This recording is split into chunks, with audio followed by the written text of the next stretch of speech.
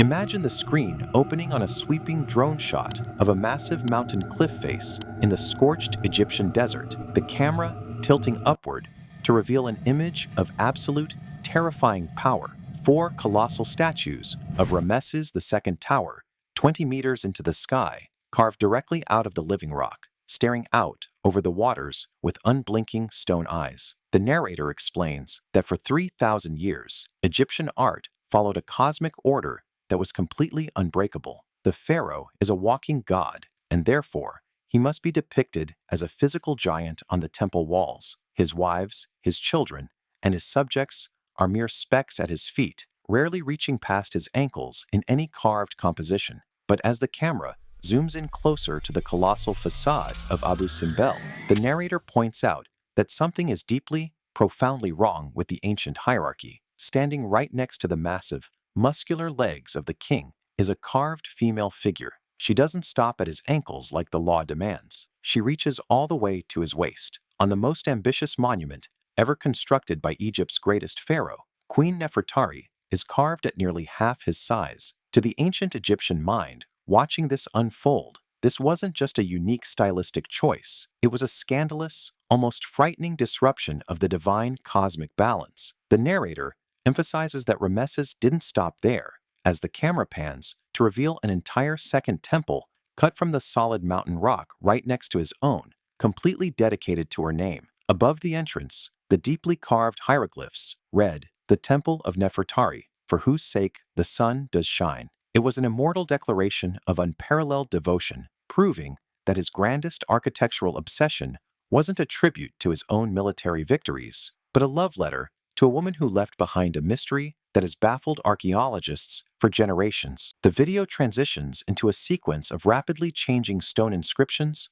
carvings, and papyrus scrolls as the narrator drops a baffling truth that immediately shifts the tone of the video into a historical detective story. The narrator explains that despite Nefertari's face being plastered across modern museum posters, gift shops, and textbook covers worldwide, this iconic woman is an absolute ghost in the historical record.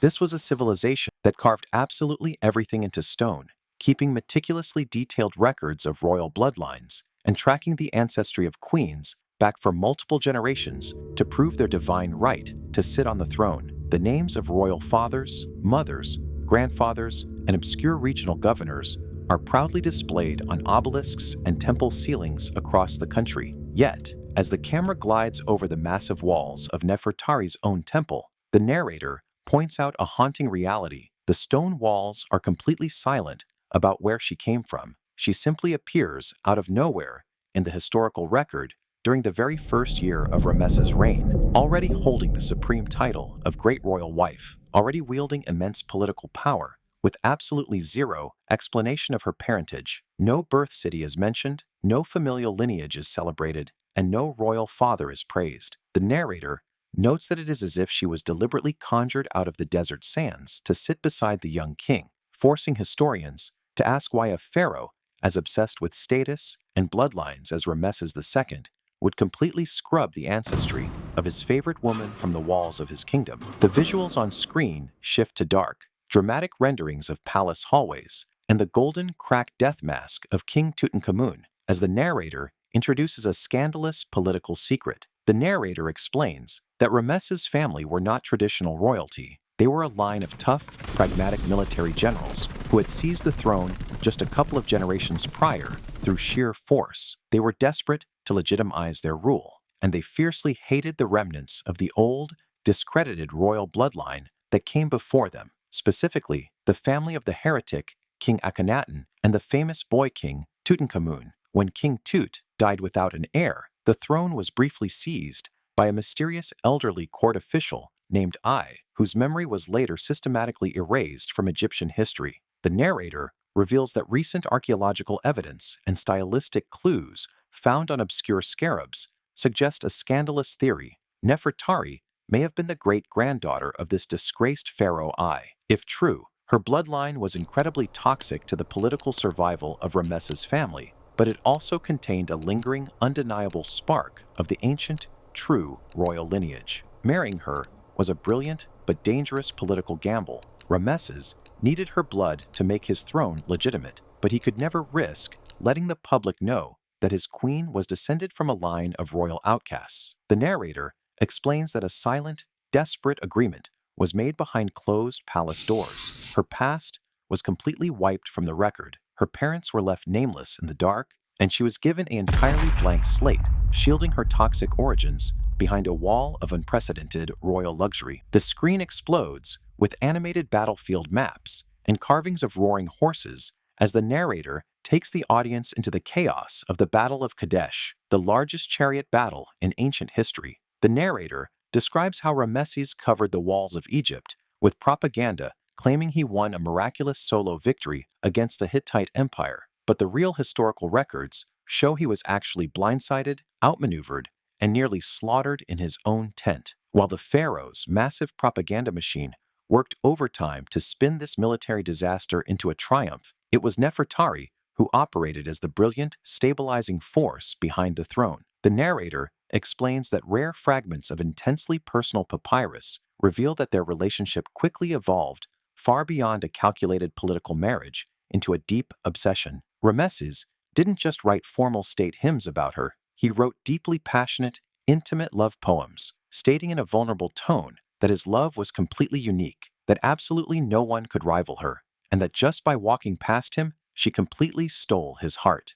The camera focuses on hieroglyphs, where Ramesses explicitly compares Nefertari to the sacred star Sothis, the star that signaled the annual flooding of the Nile and brought life-giving water to a starving desert. The narrator highlights that by comparing his queen to this star, Ramesses was stating that without Nefertari, his entire kingdom would wither away and die in the dark. She was an active diplomat who wrote personal letters to foreign empires to maintain world peace, elevating her far above a typical cloistered wife until the 24th year of his reign, when the music stopped and she completely vanished without a trace. The video plunges into total darkness before a flashlight beam cuts through the gloom, illuminating the interior of Tomb QV66 in the Valley of the Queens, described by the narrator as the Sistine Chapel of the ancient world. The camera pans across walls covered in what is widely considered the absolute pinnacle of ancient Egyptian art, breathing with vibrant, shocking life. The narrator explains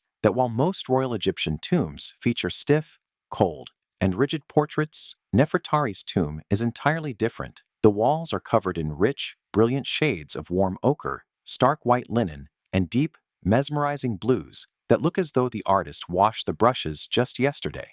Nefertari is depicted moving through the trials of the underworld with total composure, playing games of senet with the gods, and walking gracefully through the mythical field of reeds. The narrator quotes the famous Italian archaeologist Ernesto Schiaparelli, who unsealed the heavy doors in 1904, and wrote that the sheer intensity of the colors made it almost impossible to believe that over 3,000 years had passed. But as the camera moves down the sloping corridors into the innermost burial chamber, the breathtaking dream transforms into a violent nightmare. The narrator describes a scene of terrifying, systematic destruction. The heavy stone sarcophagus had been violently smashed into jagged pieces. The sacred canopic jars, designed to protect her internal organs, were shattered across the floor, and every single piece of gold had been stripped. The narrator notes that this was not the work of fast-moving thieves, because traditional robbers never wasted hours performing heavy physical labor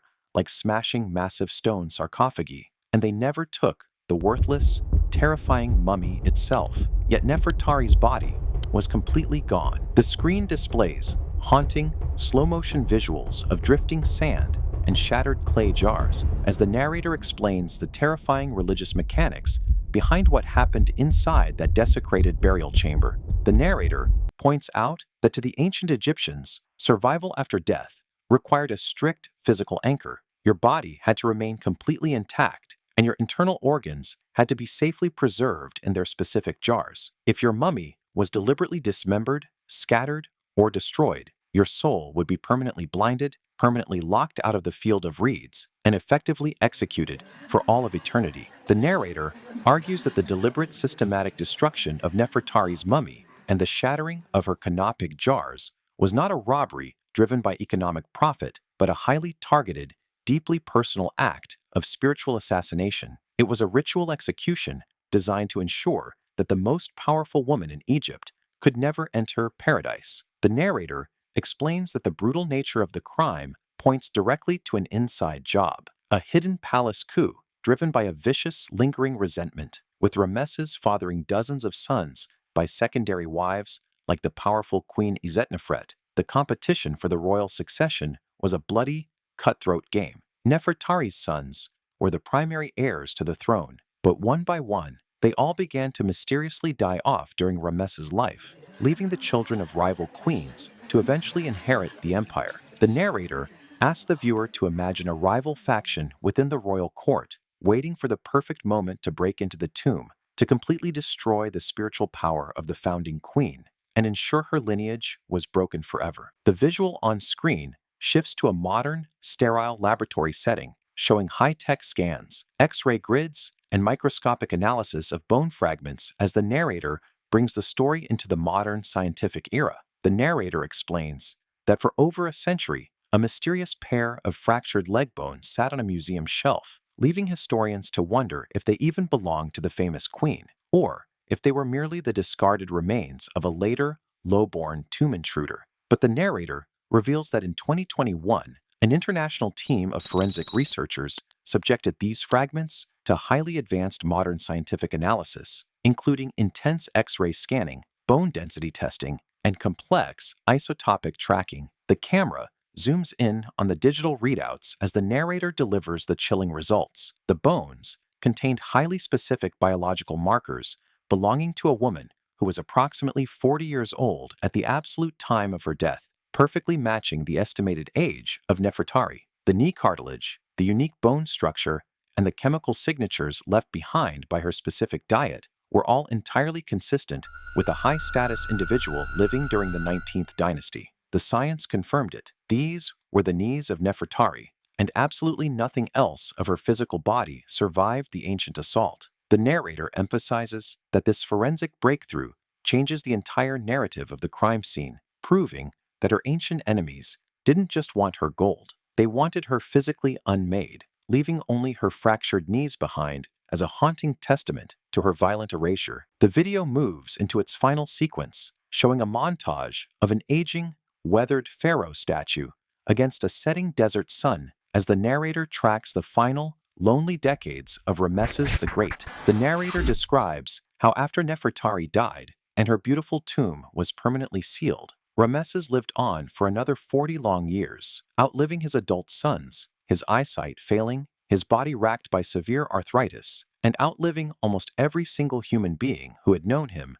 during the glorious height of his youth. Yet, as an old man sitting in his sprawling palace, he refused to stop writing her name, ordering his stone carvers at the great temple of Luxor to cut deep, crisp hieroglyphs into the towering pylons, reading, "Nefertari, for whose sake the sun does shine." The narrator notes that he was a man who ruled an entire empire, yet he remained completely captive to a ghost. The camera slowly pulls back from the temple walls as the narrator delivers the final, high-retention outro, asking the viewers if they think a pharaoh with absolute, unmatched power like Ramesses ever discovered who violated his queen's tomb, or if the conspiracy ran so deep within his own palace that even the great king was kept completely in the dark, prompting them to drop their theories in the comments below. Then, the narrator immediately hooks the audience for the next click, teasing the story of the most famous pharaoh in human history, the boy king who died at just 19 years old, and the one vital organ that was mysteriously left out of his mummification process, a shocking detail that will completely shatter everything you think you know about how he actually died.